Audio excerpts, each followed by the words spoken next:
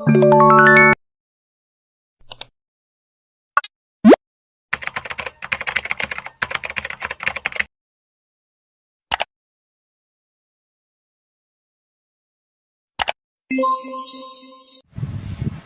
next adalah yang keempat adalah pembelajaran digital menggunakan layanan cloud. Di sini saya menggunakan dua aplikasi yaitu Google Classroom dan email. Yang pertama bakal saya review adalah Google Classroom. Jadi Google Classroom ini merupakan salah satu platform pembelajaran digital yang paling populer di kalangan para siswa di Indonesia. Nah, yang kelebihan yang dapat saya rasakan ketika saya menggunakan Google Classroom ini adalah di Google Classroom itu aksesnya paling mudah untuk digunakan. Google Classroom itu bisa saya gunakan di handphone dan juga di laptop. Dan Google Classroom juga bisa digunakan melalui web tanpa perlu menginstal aplikasinya. Dan yang selanjutnya adalah Google Classroom itu kan telah terverifikasi dengan layanan Google yang lainnya. Jadi di Google Classroom itu mudah untuk kita berbagi konten. Contohnya saja di Google Classroom itu ada Google Drive, tersambung juga dengan Google Drive, Google Docs, Sheets, dan Slides.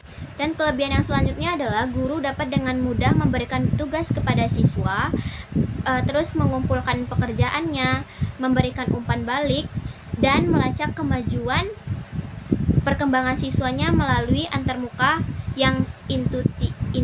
Dan di dalam classroom juga guru dan siswa juga dapat berkolaborasi secara online dalam waktu yang nyata, baik dalam pengerjaan soal maupun dalam mengerjakan proyek bersama. Google Classroom juga bisa kita gunakan kapanpun dan di mana saja. Dan yang selanjutnya adalah kekurangan dari Google Classroom ini. Kekurangan yang saya rasakan ketika saya menggunakan Google Classroom adalah ketika jaringan saya tidak bagus, maka Google Classroom ini lambat proses pengiriman tugasnya.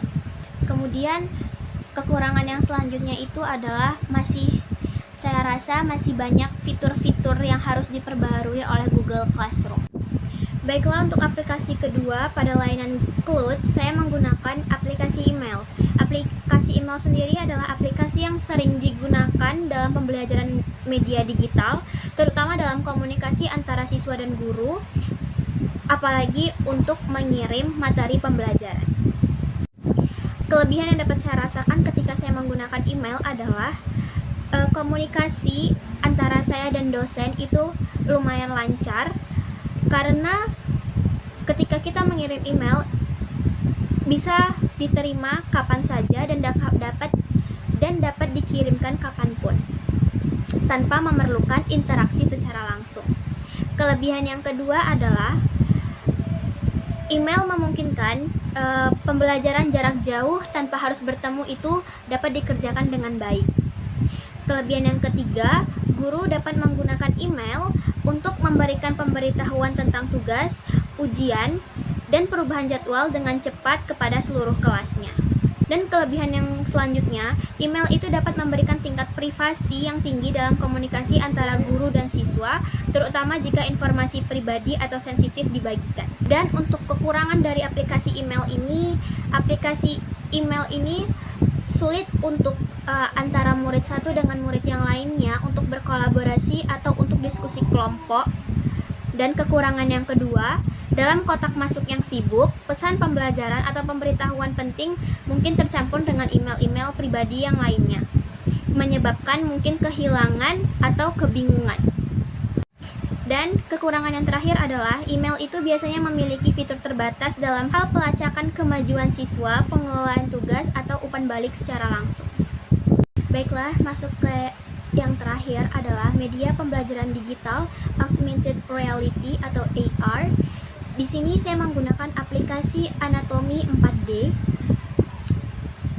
Kelebihan yang dapat saya rasakan ketika saya membuka aplikasi tersebut adalah terlihat anggota-anggota atau organ-organ tubuh yang dapat terlihat di layar handphone saya.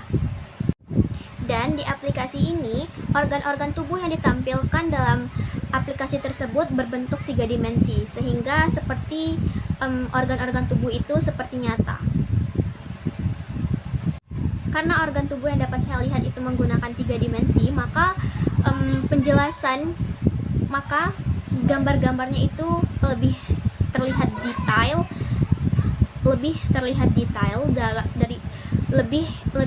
detail dibandingkan ketika saya melihat organ-organ tubuh yang ada di dalam buku pembelajaran. Dan aplikasi ini dapat diunduh dan diakses melalui handphone dan tablet, sehingga para siswa dapat mengaksesnya kapan saja dan di mana saja tanpa perlu membuka buku pelajaran. Dan kekurangan pada aplikasi anatomi 4D ini adalah penggunaan anatomi 4 dimensi membutuhkan perangkat mobile yang kompatibel dan teknologi augmented reality. Ketergantungan pada teknologi ini dapat menjadi hambatan jika siswa memiliki akses ke perangkat yang sesuai atau jika koneksi internetnya terbatas. Kekurangan yang selanjutnya, meskipun aplikasi ini menyajikan visualisasi 3 dimensi yang menarik, konten yang tersedia dalam anatomi 4D ini mungkin terbatas dibandingkan dengan sumber-sumber pembelajaran lainnya. Dan kekurangan yang selanjutnya adalah bagi beberapa siswa, navigasi dalam aplikasi anatomi 4D ini berinteraksi dengan objek 3D mungkin memerlukan waktu untuk beradaptasi. Walaupun aplikasi ini menyajikan gambar dalam bentuk 3 dimensi, itu tidak memungkinkan juga siswa untuk dapat berinteraksi langsung atau memegang langsung organ-organ yang ada di layar HP tersebut. Baiklah, cukup sekian penjelasan terkait 9 aplikasi yang telah saya coba gunakan. Saya akhiri, wabillahi taufiq wal hidayah. Assalamualaikum warahmatullahi wabarakatuh.